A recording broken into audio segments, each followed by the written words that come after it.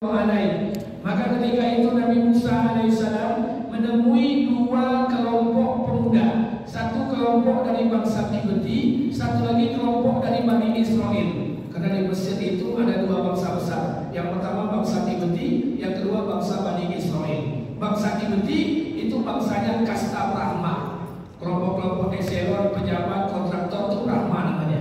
Sedangkan Bani Israel itu kasta rendah, kasta sudra. Maka dilihat oleh Musa, Bani Israel dan bangsa Kibti berkelahi. Maka Nabi Musa alaihissalam kena merasa Bani Israel terpanggil. Kemudian Nabi Musa memukul salah seorang pemuda dari bangsa Kibti, yang akibat pukulannya pemuda itu mati.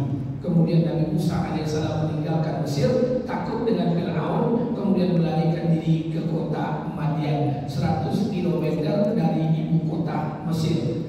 Sambil berlari keluar dari kota Mesir itulah, karena ketakutannya kepada Fir'aun, Nabi Musa alaihissalam memohon ampunan kepada Allah. Apa kata Musa? Kalau ceritakan dalam Quran, ya Allah, sesungguhnya saya telah berbuat zalim. Faghfirli faghfara lahu. Maafkan saya ya Allah, ampuni saya ya Allah. Saat itu Allah ampuni dosa Nabi Musa membunuh pemuda dari bangsa Kibti. Kapan itu terjadi? As-Surah 10 Muharram. Yunus, Allah ampunkan dosanya. Apa dosa Nabi Yunus? Dosa Nabi Yunus ini meninggalkan kaumnya.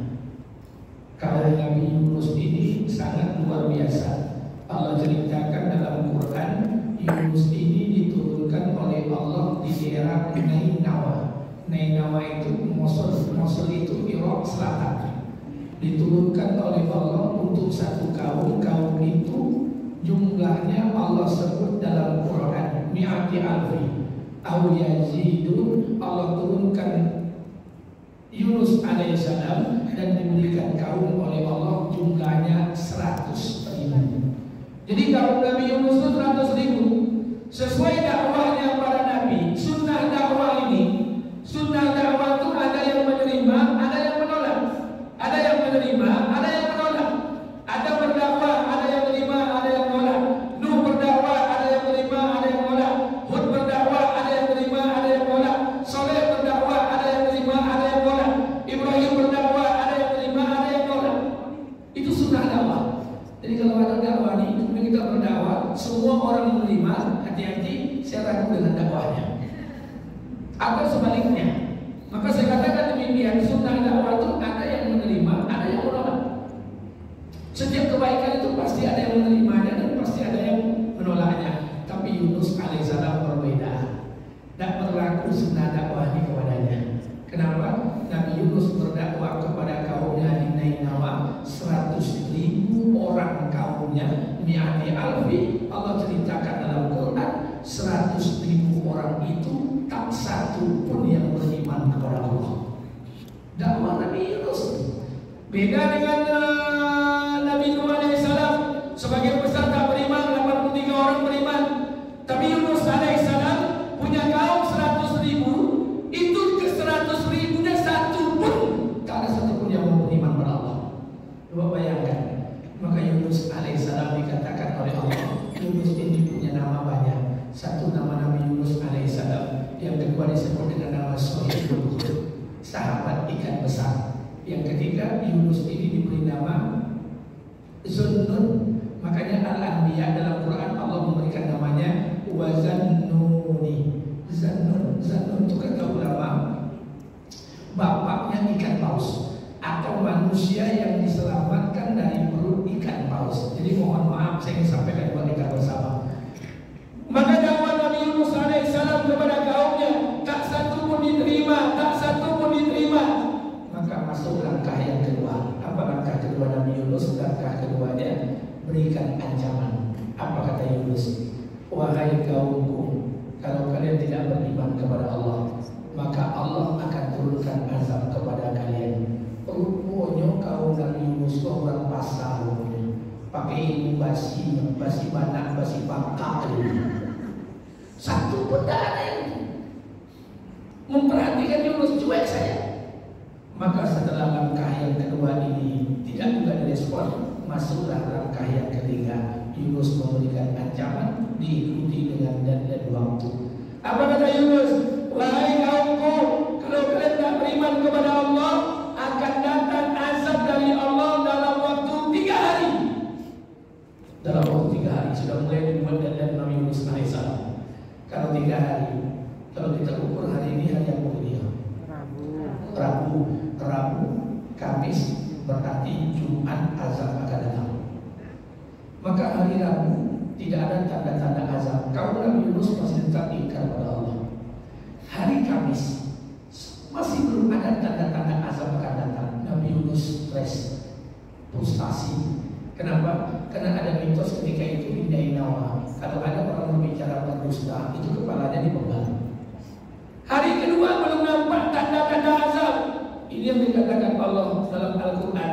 Wazannuni, dan ingatlah Yunus alaihissalam, izahaba mughadiban, dia meninggalkan kaumnya dalam keadaan marah, dalam keadaan kesal. Kenapa? Hari kedua belum juga nampak tanda azab. Nabi Yunus takut kaumnya mengatakan dia pendusta. Pada hari yang ketiga, Nabi Yunus juga melihat belum ada tanda-tanda azab. Nabi Yunus telah meninggalkan kampungnya, sporing, lari, meninggalkan kampungnya karena takut nanti dianggap pendusta oleh kaumnya. Apa yang terjadi? Pada hari yang ketiga itu menjelang sore, awan sudah mulai hitam, petir sudah mulai nampak. Kata kaum Nabi Yunus, jangan-jangan apa yang disampaikan Yunus ini betul. Oleh karena itu, mari sama-sama kita ke rumah Yunus. Maka pergilah kaum Nabi Yunus ke rumahnya. Apa yang terjadi? Makin yakinlah mereka bahwa azab itu akan turun. Kenapa? Dia cari Yunus, Yunus sudah tidak ada di rumahnya. Kata mereka, kalaulah azab tidak datang, Yunus akan berada di rumah. Tapi karena Yunus tidak berada di rumah, berarti betullah azab itu akan datang.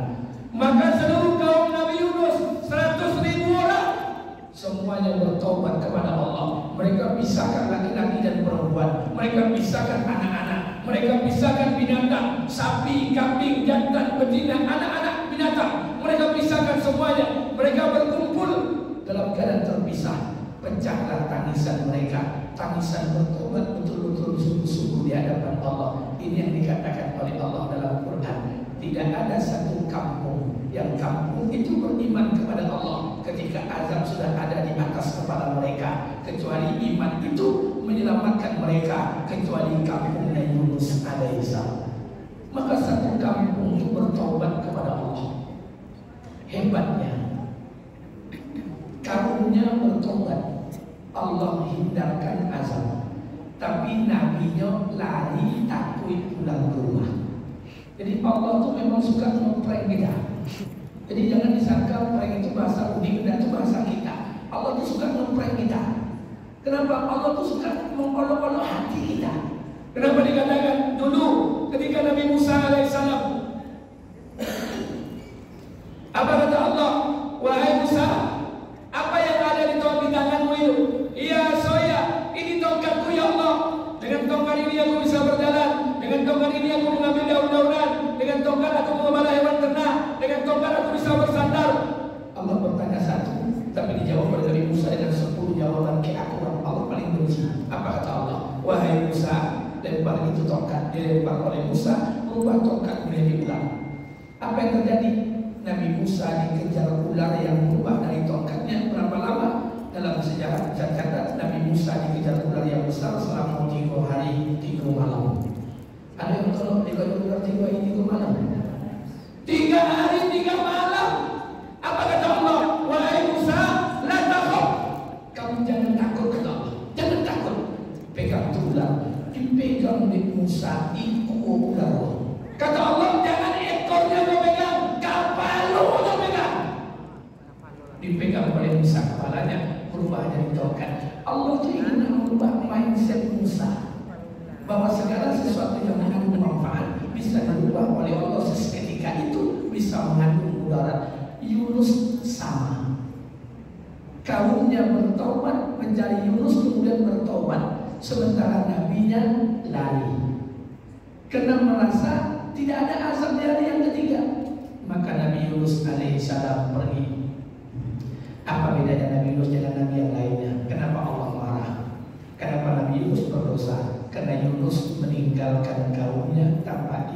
izin dari Allah. Jadi kalau ibu-ibu meninggalkan majlis taklim tanpa alasan, hati-hati, kisahnya sama dengan Yunus alaihissalam. Yunus itu meninggalkan kaumnya belum ada izin dari Allah, meninggalkan medan dakwahnya. Beda dengan Nabi Lut.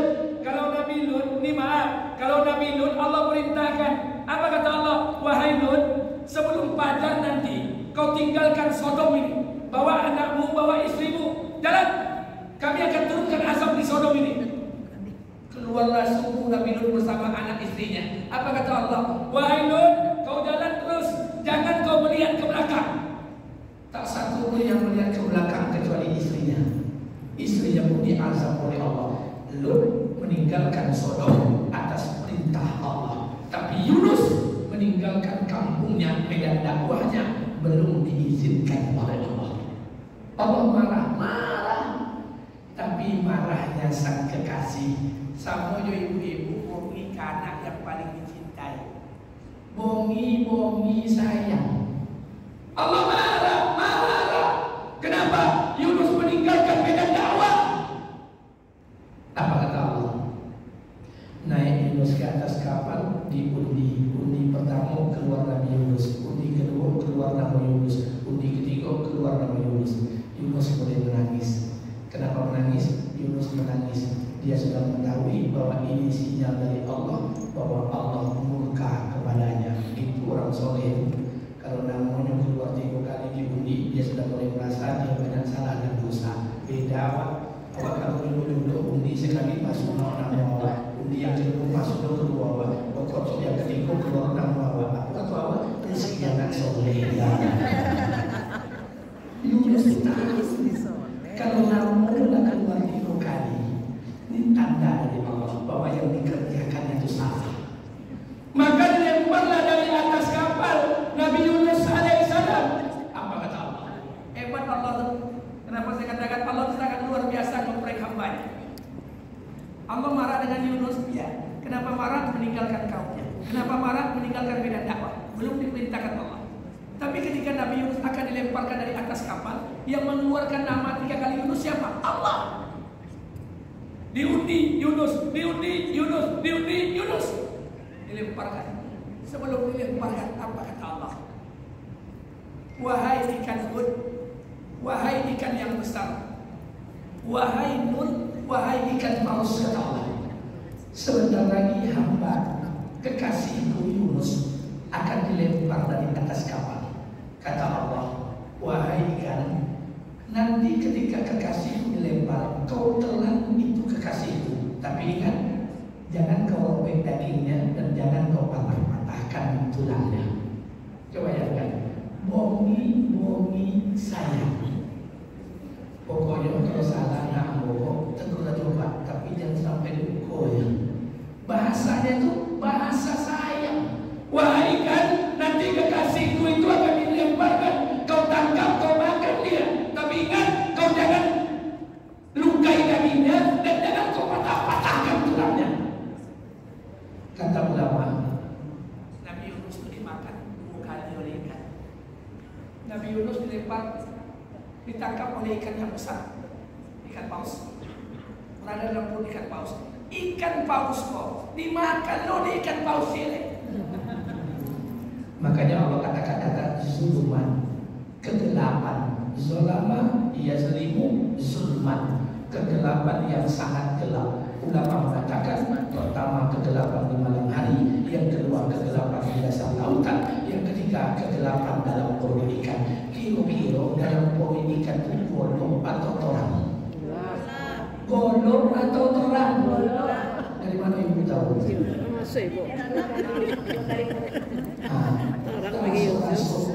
Kira-kira dalam perut ikan itu lapang atau sempit? Jauh. Ikan paus lapang atau sempit? Ada sempit, ada lapang. Nah, saya ingin sampaikan kepada kita bersama. Maaf, Nabi Yunus alaihissalam, begitu Allah nak ngebrek Nabi Yunus ini. Allah nak ngebrek, Allah marah. Tapi marah-marah sang kekasih. Makanya orang wali-wali, orang-orang soleh sama dia berdoa, tapi sekarang kan ibu jangan baca doa ini karena ibu bukan wali. Kenapa? Kenapa? Wali-wali zaman dulu doanya luar biasa. Apa doanya? La taj'al sayyati minal ahbabta. Ya Allah, jadikan kesalahanku kesalahan orang-orang yang kau cintai. Salah, tapi salah orang yang dicintai. Bapak cara membahasakan itu. Awak sayang sama anak awak, sayang betul. Beli buah anak cikgu yang paling awak cintainya. Tapi dia buat salah, bocah pilihan cikgu dia. Marah-marah. Tapi marahnya sang kekasih dengan kekasihnya. Begitu Allah nak memberi hamba-Nya. Yunus Allah murka. Tapi murka sang kekasih, makanya mohon maaf. Makanya kadang-kadang perbuatan Allah tidak masuk di akal kita, logika kita tidak masuk. Maaf, saya mau tanya pada kita bersama. Ibu ada yang sudah pernah baca perjanjian Hudaybiyah? Ada yang sudah pernah baca? Belum. Maaf, ibu baca perjanjian Hudaybiyah. Perjanjian Hudaybiyah itu Nabi dari kota Madinah ingin ke kota Mekah umroh. Di saat sampai di Hudaybiyah ini kan 40 km dari Masjidil Haram. Kalau ibu ngambil mikot umroh atau haji, di Mekah itu 3 sampai mikot. Yang pertama Tan'im, yang kedua Ji'ranah, yang ketiga Hudaybiyah. Makanya kalau sampai ke Hudaybiyah, ada masjid situ sholat sana. Ambut lolok di situ tengah. Kawan dan jalan ambut lolok di situ. Karena saya mau tidur. Akhirnya apa? Di Hudaybiyah dari Nabi Madinah sampai ke Hudaybiyah terhalang oleh orang kafir. Orang Mekah katakan tidak boleh masuk ke Mekah, tidak bisa umroh. Maka terjadilah perjanjian Hudaybiyah, 40 km dari Masjidil Haram. Orang kafir dari Mekah, utusannya Suhail, sedangkan orang Islam utusannya Rasulullah. Terjadilah perjanjian Hudaybiyah. Apa perjanjiannya? Ibu pandang apa saja perjanjian Hudaybiyah dari sumber mana tak benar. Kenapa perjanjiannya orang sebelah? Satu, perjanjian antara Suhail dengan Muhammad bin Abdullah. Satu, kalau ada orang-orang Mekah masuk Islam pindah ke Madinah, pulangkan ke Mekah karena mereka sudah keluar dari habitatnya. Sebaliknya, dua, kalau ada orang-orang Islam Madinah balik kepada kafir di Mekah, tidak boleh dipulangkan karena dia sudah kembali ke habitatnya. Nah, di perjanjian ini sampai Umar marah. Apa kata Umar? Ya Rasulullah, apakah engkau ini masih Nabi? Kenapa kau biarkan agama kita dipermalukan? Engkau perintahkan kami untuk berperang, kami akan perang. Kalau kami mati, kami syahid. Kalau Allah tolong, kita menang. Jangan permalukan agama kita ya Rasulullah. Apa kata Nabi? Wahai Umar, yang Nabi itu dakwah Allah. Yang mengangkat saya Nabi itu Allah, bukan mereka. Tonanglah Umar. Umar tak puas. Umar tanya dengan Abu Bakar. Apa kata Umar? Wahai Abu Bakar, bagaimana pendapat engkau dengan perjanjian ini yang berat sebelah? Kata Abu Bakar. Apa kata Abu Bakar? Abu Bakar ini luar biasa. Kata Abu Bakar, la tadkhul baina wa baina habibi. Wahai Umar, kau jangan masuk wilayah kekasih dengan orang yang dikasihinya. Tidak boleh masuk. Itu wilayah orang yang dicintai. Makanya mohon maaf, ini pelajaran buat kita. Ibu jangan baperan. Ibu jangan baperan. Berapa hebat pun orang-orang kafir melakukan perjanjian dengan negeri kita untuk menghancurkan orang Islam, jangan takut. Demi Allah, Islam ini akan dijaga oleh Allah sampai kiamat. Jangan takut. Yang jaga agamanya Allah, bukan saya, bukan kita. Allah, jangan takut. Uni Soviet, berapa lama dia mengkooptasi negeri Islam? Uni Soviet mengkooptasi 100 tahun. Uzbekistan, Tajikistan, Chechnya, semuanya. Apa yang terjadi? Bisa kan? Enggak.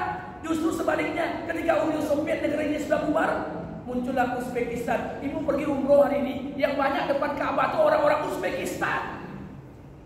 Zaman PKI, berapa banyak ulama yang di bumi hanguskan.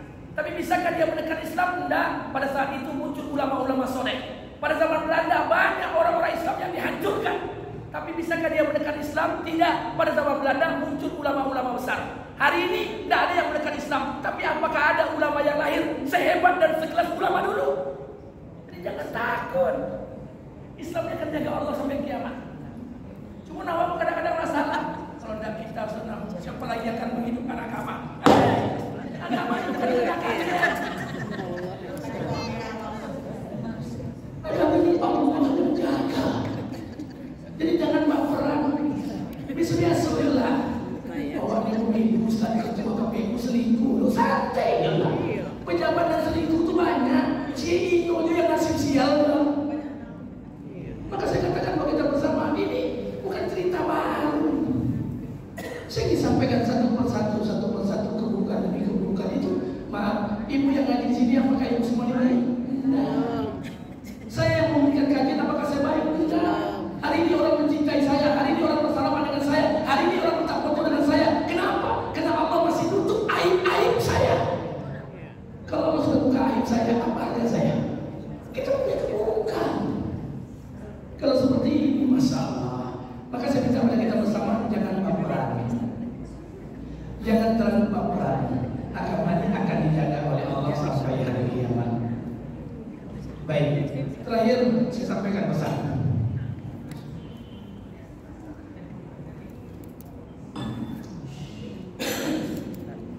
Dulu saya pernah sampaikan pada ibu sekalian. Ketika Nabi lahir, tidak ada satupun Nabi yang dilahirkan Allah di kota Mekah yang berjauhan dari Ka'bah, tidak ada, kecuali hanya baginda Nabi Muhammad Sallallahu Alaihi Wasallam. Semua Nabi itu lahir, tapi tidak ada yang berdekatan dengan Ka'bah kecuali Nabi kita. Ketika Nabi dilahirkan, tentara Abraha dari kota Yaman datang ke kota Mekah. Sampai di perbatasan Tanah Haram. Berhenti. Berapa banyak tentara Yaman yang datang? Ada yang mengatakan 11.000 pasukan bergajah. 10.000 itu tidak video gajah loh. 11.000 pasukan bergajah sampai ke batas Tanah Haram. Berhenti. Apa kata Abraham? Hei, siapa pemimpin Mekah? Abdul Muthalib, kakek Nabi. Siapa pemimpin Ka'bah? Abdul Muthalib, kakek Nabi. Dipanggillah Abdul Muthalib. Apa kata Abraham? Betulkah engkau Abdul Muthalib? Kata Abdul Muthalib, ya. Betulkah engkau memimpin Quraisy? Ya. Betulkah engkau yang memimpin Ka'bah ini? Orang-orang menyebutmu demikian. Kata Abraham, wahai Abdul Muthalib, kami jauh-jauh dari negeri Yaman membawa pasukan bergajah 11.000. Tujuan kemari cuma satu, ingin hancurkan Ka'bah. Aku minta kepada engkau, tolong ajak seluruh orang Mekah keluar dari kota Mekah, karena kami tidak ingin ada pertumpahan darah. Pergi, kami akan hancurkan Ka'bah, tapi kami tidak ingin ada pertumpahan darah. Harta kalian, rumah kalian, kambing kalian, unta kalian, semuanya kami ambil, kata Abraham. Apa kata Abdul Muthalib? Wahai Abraham, kalau kamu ingin menghancurkan Ka'bah, hancurkan saja. Tapi unta saya yang kau ambil semalam 100 ekor, tolong dipulangkan coba. Apa kata Abraham? Wahai Abdul Muthalib, engkau ini pemimpin macam apa Allah? Kami datang kemari ingin menghancurkan rumah ibadah engkau biarkan, malah kau pikirkan unta kau yang 100 ekor yang kau pikirkan. Pemimpin macam apa Allah? Apa kata Abdul Muthalib? Wahai Abraham, Ka'bah itu punya pemiliknya lebih tahu cara menjaganya. Untuk itu punya dan copet ulangan. Seperti itu keyakinan Abdul Muthalib. Maka naiklah Abdul Muthalib ke atas bukit bersama orang Mekah. Apa kata Abdul Muthalib? Wahai penduduk Mekah, saksikanlah oleh kalian, pemilik Ka'bah akan membuat apa untuk menjaga rumahnya. Keyakinan itu yang kita tanamkan. Agama ini akan dijaga Allah sampai kiamat. Tanpa saya, tanpa kita. Lantas kenapa ada ayat? Ya ayyuhallazina amanu in tansurullaha yansurkum. Hai orang beriman, kalau kalian tolong agama Allah, Allah akan tolong kalian. Kenapa Allah minta tolong? Apakah Allah lemah? Tidak. Apakah Allah tidak berdaya? Tidak. Kenapa Allah tawarkan ini? Orang yang menolong agama Allah, Allah berikan kemuliaan. Yang tidak menolong agama Allah, Allah berikan kehinaan. Tapi ingat, Allah tidak bergantung dengan kita. Jadi jangan khawatir. Pak Ustaz, kami risau Ustaz, anak keturunan kita tak punya agama besok tak tidak. Oh lu ni buka agama, ayah mak awak lagi buka agama doang. Nah, oh lu nak laku bola, laku toko palito lah baca Quran lah di rumah. Jangan takut. Agamanya akan dijaga oleh Allah sampai kiamat, bukan karena kita. Itu yang dikatakan Allah. Iza ja'a nasrullahi wal fath wa ra'aita an-nasa yadkhuluna fi dinillahi afwaja fasabbih bihamdi rabbika wastaghfir. Tahukah kalian kapan pertolongan Allah itu akan datang? Ketika orang berbondong-bondong masuk agama Allah. Fasabbih bihamdi rabbika wastaghfir. Bertasbihlah kalian, beristighfarlah kalian, bukan karena kalian, karena Allah, bukan karena kita, karena Allah. Jadi jangan takut. Tugas kita hari ini perbaiki diri kita. Jadikan diri kita ini orang yang baik, mudah-mudahan kebaikan kita menjadi asbab untuk kebaikan-kebaikan yang lain. Dan selesai. Jangan takut. Berapa hebat pun orang kafir melakukan perjanjian di negeri ini untuk menghancurkan Islam. Islam akan dijaga oleh Allah. Yang jaganya Allah. Jangan khawatir. Sibukkan saja diri kita beramal. Ajak orang-orang bisa taat kepada Allah. Hilangkan keyakinan ini dan keyakinan kalau tidak dibuat gerakan-gerakan seperti ini agamanya akan hilang. Tidak akan ada agama tetap jaga Allah sampai kiamat. Cuma masalahnya nanti ketika agama ini muncul ke permukaan, apakah kita termasuk orang yang ikut andil dalam memperjuangkan? Dan itu saja. Silakan untuk agama. Tapi Allah perbaiki diri kita, jadikan diri kita yang terbaik di hadapan Allah Subhanahu wa taala.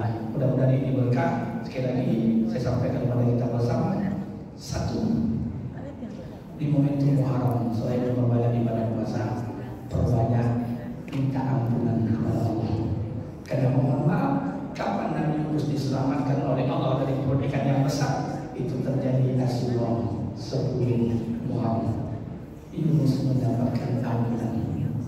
Dua, Muharram ini belajar kita ikhlas untuk menerima apa yang diputuskan Allah.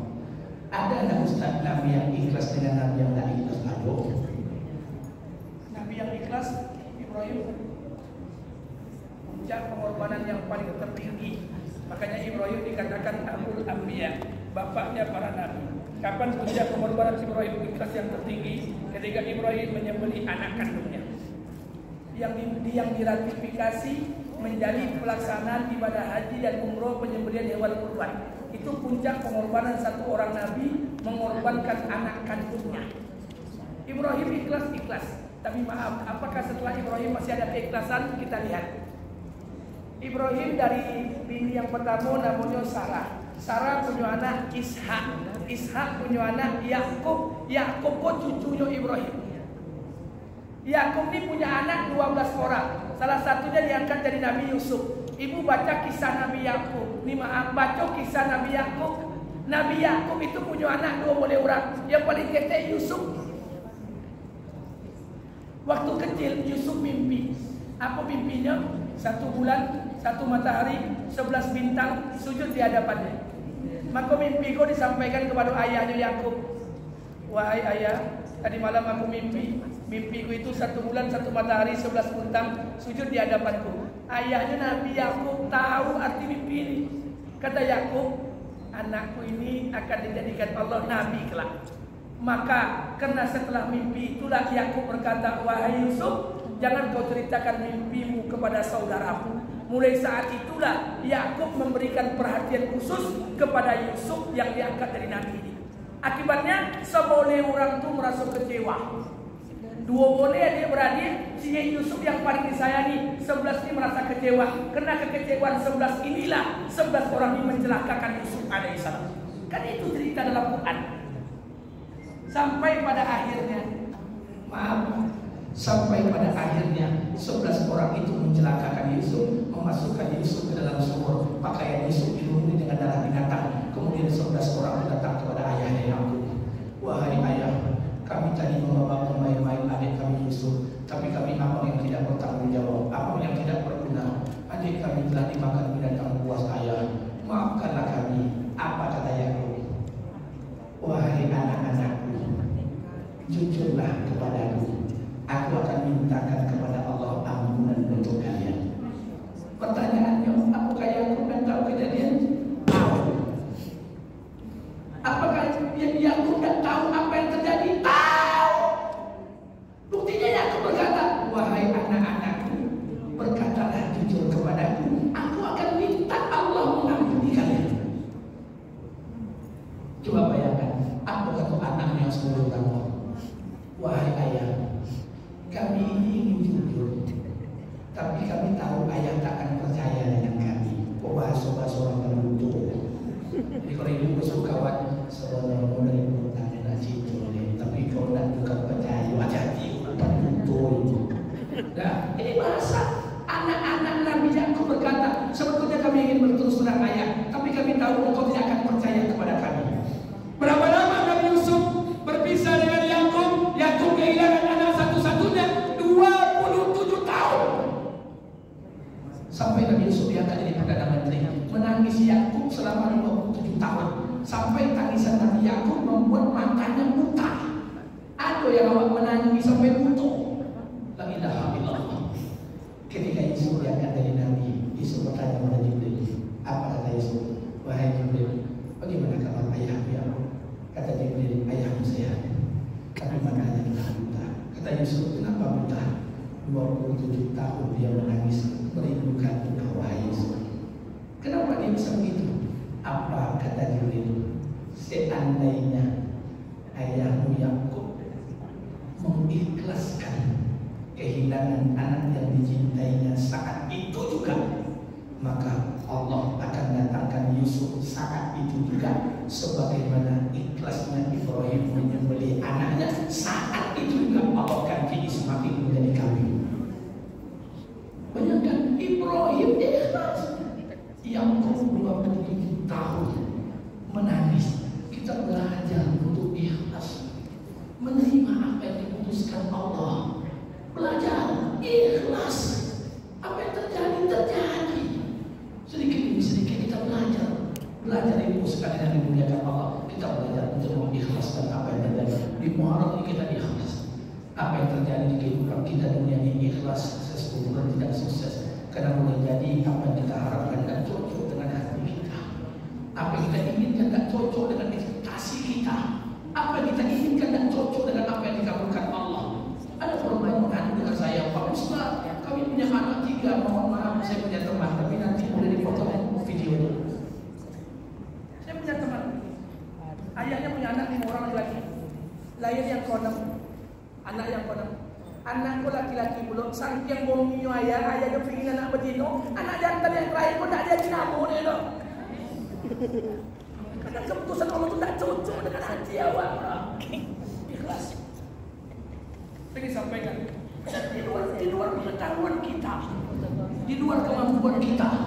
Maka saya katakan ikhlas itu yang rumah tangga ikhlas. Walaupun rumah tangga kita banyak kekurangan, banyak kelemahan, demi Allah ikhlas. Karena rumah tangga yang ibu tidak syukuri hari ini, rumah tangga yang ibu keluhkan hari ini, jangan-jangan rumah tangga itu diidam-idamkan oleh orang lain. Makanya belajar ikhlas. Saya minta pada kita bersama. Maka saya katakan kepada kita bersama belajar. Suami ikhlas kepada istrinya, istri ikhlas kepada suaminya. Belajar kita mengayomi kehidupan rumah tangga dengan ikhlas. Apapun yang terjadi di balik kelemahan dan kekurangan, itu semua pasti Allah punya maksud. Jangan ada lagi masalah, tidak ada lagi persoalan yang datang dalam kehidupan ini. Kita belajar bersama-sama menerima apa yang diputuskan Allah. Itu yang saya sampaikan di BHA semalam. Hamba Allah itu ada orang protes dengan istri saya. Datang ke rumah, makan 3 kali di rumahmu. Lalu kawan pada lalu tak makan 3 ke rumah setiap jam 10 siang. Setiap jam 10 siang, ukuran makan siang jadi boleh. Tapi dia kawan datang jam 10, bini aku sedang ada. Laki-laki, Waalaikumsalam. Tapi dia waktu siang, Alhamdulillah mau makan roti kotak. Pakai kulkas, apa mau makan. Besok timbul mana itu boleh. Alhamdulillah nasi kotak mau makan sederhana. Besok hari ketiga timbul apa dia? Memposanlah bebek saji Islam pakai kue. Apa katanya? Ustaz, Lagi berhadiah makan siang di rumah Ustaz. Hari pertama seperti hari kedua sederhana, hari ketiga bebek goreng haji senapan. Tak masak bibi Ustaz. Katanya pertanyaannya lembut tapi menyakitkan. Saya bilang istri saya kadang masak, kadang kalau sibuk tak masak, kalau tak sibuk masak. Oh, Ustaz ajarkan dunia waktu masak. Kalau nanti masak rumah, awak yang di rumah. Kalau lagi makan di luar apa ini ceramah? Saya bilang saya waktu saya banyak apa saya bilang, bang, saya sedang bangun rumah tangga, bukan bangun rumah makan. Bukan kambingnya mau pandai masak, tak pandai masak. Aku sebelum dikala tortu semuanya olah. Kenapa gini mesti protesnya? Terus saya kata resiko itu konsekuensi sebuah pilihan. Kita pilihnya, apalagi kita sesuatu biasa saja. Sempat masak, tidak sempat masak boleh dinurutin. Kalau tidak masak selama sebulan jual kompor. Nanti 10 ribu masak aja. Itu kan simpel. Saya disampaikan simpel saja. Saya tidak ingin akan siapa-siapa, tapi begitulah kehidupan ini biasa saja. Resiko itu konsekuensi sebuah pilihan. Kalau ibu ingin dari wanita karir, itu lagi adanya. Jangan aku makan masak nasi di rumah paling-paling telur atau makan siang tak akan di kantor masing-masing. Makan malam kok bersuhu dulu. Itu biasa. Resiko konsekuensi sebuah pilihan. Santai saja. Sama dengan mohon maaf, ada orang yang suaminya makan dihidangkan di atas meja, ditunggu lagi dia pilihnya sampai suaminya siap baru dia makan. Ada orang lakinya makan datang hidangan dari meja nanti pilih nanti biji duduk kok TV bermacam-macam. Ini karakter rumah tangga yang tidak bisa disama-samakan. Maka jangan diukurkan kita dengan sesuatu orang lain.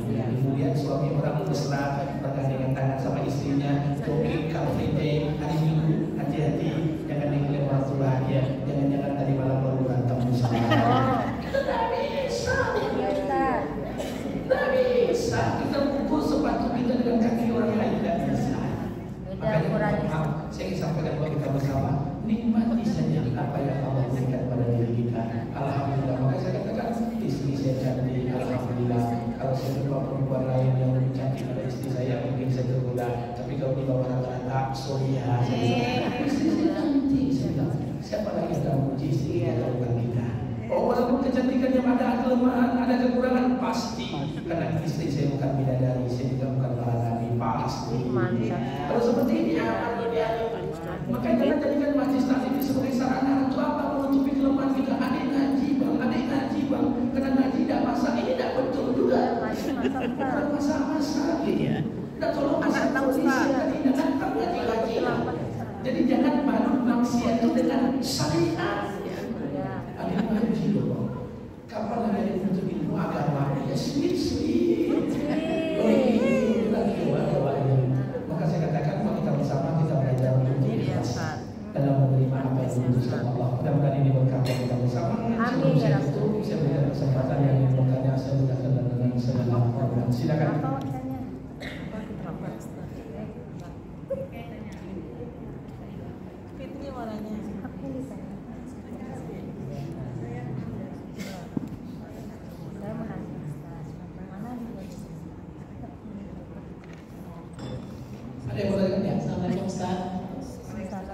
Waalaikumsalam warahmatullahi wabarakatuh. Bahwa kita harus berpikir ikhlasan. Bagaimana kiat-kiat Ustaz biar kita bisa menjadikan ikhlasan juga salah. Baik. Kalau ada orang yang merasa dirinya ikhlas, sesungguhnya dia belum belajar tentang ikhlas. Ikhlas tidak bisa diteori. Nanti saya katakan sama orang yang berusaha apalagi bagaimana cara kita menjadi kesabaran. Pak, Ibu berusaha saja kita Tapi kelas itu susah untuk Allah akan saya sudah coba. Kemarin aku sampai dia tak pernah bisa. Kalau dia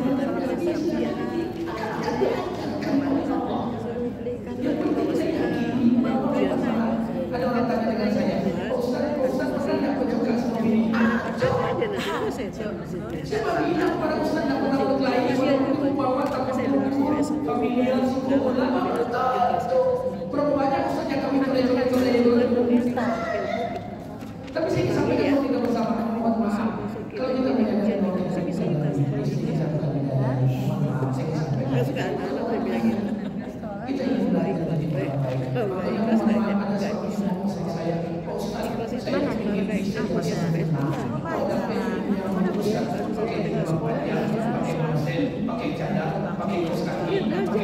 pakai dekor. Kau dapat ini Ustaz maaf, tidak pakai wangi-wangi yang mencolok. Kemudian lulu dengan suami, pandai masak, baik kerajo di atas sampai buku pintu, pulang kerajo ditunggu sampai buku pintu. Kau dapat bini kami Ustaz, wah terjago, tahajud terjago, Isra terjago, puasa Senin Kamis terjago, puasa Daud terjago. Kau dapat bini kami Ustaz, hafal Quran 30 juz. Aku sampai tu apa tu, woi Pak, dah apa dengan bikin sempurna, ada bini apa ingin orang laki dan sempurna. Nak kau ingin macam apa? Orang pendek hitam bau bau orang musuh tak kau binti dia. Jadi saling berbenah, maka saling berbenah. Kalau sudah saling berbenah, aman. Sama istri saya ngomong sama saya, akhirnya kami bersyukurlah dapat bumi. Kata istri saya. Kenapa deh? Umi yang kayak gini cantik ya. Malu sama Abi. Abi itu apa coba kelebihannya? Ganteng tidak masuk nominasi ya. Manis banyak orang manis pada Abi lagi. Tapi bersyukurlah Umi mau sama Abi. Kalau Abi pun jalan-jalan keluar, Umi tidak takut kok. Tidak akan ada perempuan yang mau sama Abi kecuali Umi yang jadi buka bumi. Selalu bertahan saya. Akhirnya saya tidak sampai ketawa dengan istri saya. Dia betul, tidak ada perempuan mau sama Abi kecuali Umi. Cuma masalahnya Abi yang mau sama perempuan lain itu banyak. Perempuan itu memang tidak mau sama Abi. Abi memang orang itu banyak. Jadi saya pikir kalau sudah saling memahami antara kita bersama, nah itu juga. Jadi masih ada kekurangan yang ada dan kami segera kekurangan. Bapak Ibu dipertemukan bukan karena kesamaan sifat, Bapak Ibu dipertemukan karena banyak perbedaan. Di antara banyak perbedaan itu dipertemukan, satukan berkait. Maka Bapak kita yang pernah pacaran dijodoh-jodohkan saja. Apa yang terjadi alhamdulillah mau memisahkan mereka, lahirlah anak-anak mereka berkahafis dan hafizan sampai kita hari ini. Hari ini berapa banyak di antara kita yang menjalin ikatan di luar pernikahan, alasannya penjajakan, tapi juga tidak bertahan lama di kehidupan rumah tangganya. Maka oleh karena itu saya ingin sampaikan kepada kita bersama, silakan jaga kehidupan dunia ini. Nanti kalau menikah, ibu temukan sifat suami ibu yang tidak pernah ibu temukan sebelumnya, jangan marah, sabar. Kenapa Allah jodohkan ibu sama suami ibu? Kenapa Allah tidak jodohkan ibu dengan orang lain? Karena Allah tahu kekurangan ibu telah memang didesain oleh Allah, penyempurnanya hanya Allah titipkan pada suami kita. Selesai, tidak ada masalah. Begitu dengan kami. Kalau nanti saya melihat keburukan istri saya yang tak pernah saya lihat sebelumnya, sabar. Kenapa saya tak dijodohkan Allah dengan perempuan lain? Allah jodohkan saya dengan istri saya yang banyak kekurangan. Karena Allah tahu kekurangan istri saya memang telah didesain oleh Allah, penyempurnanya, formulanya hanya Allah titipkan pada diri saya. Selesai. Kalau seperti ini kita belajar untuk ikhlas. Bagaimana teorinya Ustaz? Nah, teorinya jangan jelas. Karena kalau teori tidak masuk, teorinya jalan saja. Karena ujian itu berbeda-beda. Ada orang ke masjid taat proyek cair. Ada orang makin banyak kajian, makin banyak job. Ada orang makin banyak mengaji, makin tandai bitinya. Jadi ujian Allah ini beda-beda. Kalau ujian itu kita mau ambil nanti, kita kecewa. Ujian Allah taat-taat, boleh taat-taat, boleh tujuh taat-taat kadang-kadang. Awak taat itu, tapi itulah buku tergadai, benda tergadai, apa tergadai, kita akan kecewa dengan Allah.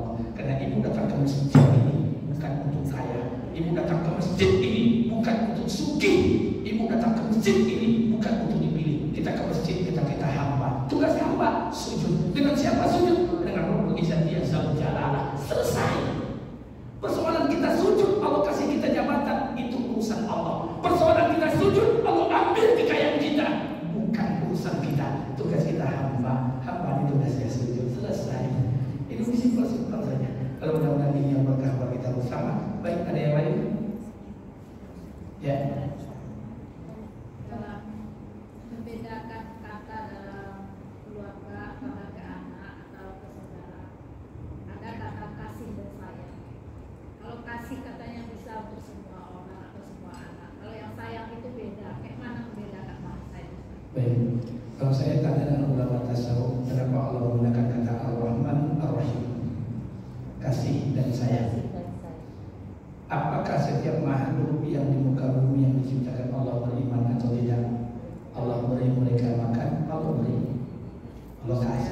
semuanya, karena Allah mengasihi setiap makhluknya. Yang non muslim dikasih makan, yang berbuat dosa dikasih makan, yang berzina dikasih makan. Kalau tidak percaya ibu roti sembahyang sehari ibu pasti makan dulu. Tapi yang udah jamin kalau nanti artinya apa, yang beriman atau tidak Allah beri atas dasar kasihnya. Tapi ingat, di antara semua hambanya itu ada yang paling disayangi Allah. Siapa yang paling disayangi Allah? Orang-orang yang dekat dengan Allah. Seluruh anak-anak ibu, 5 anak itu, anak kita melihat mereka, kita kasihi mereka. Kenapa? Kita belikan pakaian mereka, sepatunya mereka, buku mereka, sekolah mereka, kamar kita buatkan. Tapi di antara 5 orang itu pasti ada yang agak berlebih sedikit sayangnya. Ulama kalau di dunia pandai menghibur awak, yang sayang agak berlebih sedikit. Tapi mohon maaf jangan terlalu ditunjukkan, karena ini akan mengundang sama dengan kisah Nabi Yakub alaihissalam. Jadi biasa ya, kalau mau terserah kalau memang tak dekat dengan anak-anakmu, asal berundang paling-paling anak-anak cerita-cerita, dicium pun tak mau, dicium tak mau, kami bau saja, tak mau. Tapi dia dekat dengan ayah ibu aja, karena saya jarang pulang ke rumah, 2 hari 3 hari baru pulang, seminggu baru pulang jarang. Dia dekat dengan ibunya, maaf, saya bilang dengan istri saya memang jarang dekat dengan anak-anak. Tapi maaf, saya tidak pernah menangis depan anak saya, tapi saya menangis di belakang sana. Untuk apa? Untuk menunjukkan keteguhan dan ketegaran saya. Walaupun saya tidak pernah memegang dia, menggendong dia, tapi maaf, minuman makanan yang sudah dimasukkan di sana dari keringat jerih payah saya usahakan di luar sana. Tapi saya tidak ingin tahu. Maka karena itu sungguh-sungguh saya Ibrahim jarang bertemu dengan anaknya, tapi bisa menjadikan Ismail sebagai nabi dan rasul. Bayangkan ketika Ibrahim membangun Ka'bah, wa izarfa'u Ibrahim al-qawaid minal baiti wa Ismail. Ketika Ibrahim memulai pembangunan Ka'bah, Ismail masih umur 4 tahun. Bisa ada insting anak umur 4 tahun. Dia bantu ayahnya, dia ambil batu, dia susun-susun. Makanya batu itu bahasa Arab hajar, disusun-susun, hijir, dinaikkan ke atas, ujrah, dibuat kamar-kamar, ujrah yang disusun-susun, itu dinamakan hijir Ismail. Anak pendidikan seperti apa? Parenting seperti apa? Bisa menjadikan Ismail 4 tahun berpikir untuk bantu ayahnya. Anak awak nggak selesai sarjana, ayahnya nyuci onto itu. Itu bayangkan, dia kan membantu nyuci onto dan laborasi onto dipinjam onto dan mau tak anak orang. Begitu pendidikan Ibrahim, jauh dari anak-anak, tapi masih bisa menjadikan anaknya itu punya agama. Pendidikan yang benar kita sudah gak bisa teori untuk mendidik anak-anak kita, tapi saya yakinlah kenapa orang-orang dahulu anak-anak mereka taat pada ayah ibu mereka, karena ibu mereka taat dengan suami mereka taat dengan Allah. Kenapa anak kita hari ini tidak taat dengan ibunya? Karena ibu zaman di sini ibu sosialis tidak taat dengan suaminya, suami zaman sekarang pun tidak taat dengan Allah. Karena ini berbanding lurus dengan tingkat kesolehan. Saya pikir cukup ya. Baik, saya bisa kuliah dan ujian skripsi di kampus. Sekali lagi, saya sama pribadi mengucapkan Happy New Year, selamat tahun baru Hijriah 1446 Hijriah. Semoga di tahun baru ini Allah Subhanahu wa Ta'ala berikan kekuatan, berikan kesehatan, dan mudah-mudahan setiap dosa kita yang kita lakukan di tahun sebelumnya semuanya diampuni oleh Allah Subhanahu wa Ta'ala. Amin. Amin. Bismillahirrahmanirrahim. Bismillahirrahmanirrahim. Alhamdulillahirabbil alamin. Wassalatu wassalamu ala asyrofil mursalin wa ala alihi wasahbihi ajmain. Allahumma ighfir lana dzunubana wa liwalidayna warhamhuma kama rabbayana shaghira. Wa lil muslimina wal muslimat wal mu'minina wal mu'minat al ahya'i minhum wal amwat innaka sami'ul qarib mujibud da'wat amin ya Allah ya qadir hajat. Rabbana zalamna anfusana wa in lam taghfir lana wa tarhamna lanakunanna minal khasirin. Allahumma hdina siratal mustaqim. Allahumma hdina siratal mustaqim. Allahumma hdina siratal mustaqim. Siratal ladzina an'amta 'alaihim minan nabiyyin was-siddiqin was-syuhada'i was-shalihin. Rabbana atina fid dunya hasanah wa fil akhirati hasanah wa qina adzabannar. Subhana rabbika rabbil izzati amma yasifun. Wassalamun